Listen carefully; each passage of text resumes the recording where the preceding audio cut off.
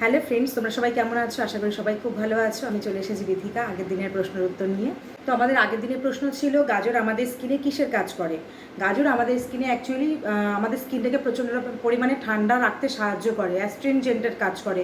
যাদের ধরো খুব অয়েলি স্কিন বা যাদের খুব সেন্সিটিভ স্কিন, তাদের স্কিনে তুমি গাজরের রস ইউজ করো, দেখো স্কিনটা পুরো ঠান্ডা হয়ে যাবে। বা যাদের রোদ্রে যারা বেরোচ্ছ, মুখে স্কিনে র্যাশ এসে যাচ্ছে, স্কিনে একটা লালচে ভাব হয়ে যাচ্ছে, তাহলে তারা গাজরের একটু রস করে যদি ফ্রিজে রেখে যাও এবং এসে সে গাজরের রসটা পুরো স্কিনে মেখে নাও, তো সেক্ষেত্রে কিন্তু স্কিনটাকে খুব ঠান্ডা করছে। তোমাদের যে স্কিনে যে সেন্সিটিভ ব্যাপারটা রয়েছে সেটাকেও কিন্তু অনেকটা কিওর করছে। এবার গাজর দিয়ে আমি কিছু প্যাক বলে দিচ্ছি।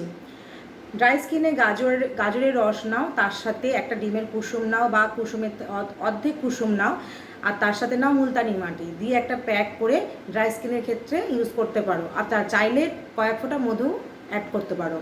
আচ্ছা, এবার অয়েলি স্কিনের ক্ষেত্রে গাজরের সাথে মুলতানি মাটি নাও, নিয়ে স্কিনে ইউজ করো। আর নর্মাল স্কিনের ক্ষেত্রে গাজরের রসের সাথে কয়েক ফোঁটা মধু নাও, দিয়ে ইউজ করো। এই তিনটে স্কিনের জন্য তিন রকম প্যাক আমি বলে দিলাম। তোমাদের যার যেরকম স্কিন তোমরা সেভাবে ইউজ করতে পারো। প্যাকগুলো ইউজ করে তোমরা 10 মিনিট থেকে 15 মিনিট রাখবে, তারপরে ঠান্ডা জল দিয়ে ওয়াশ করে নেবে।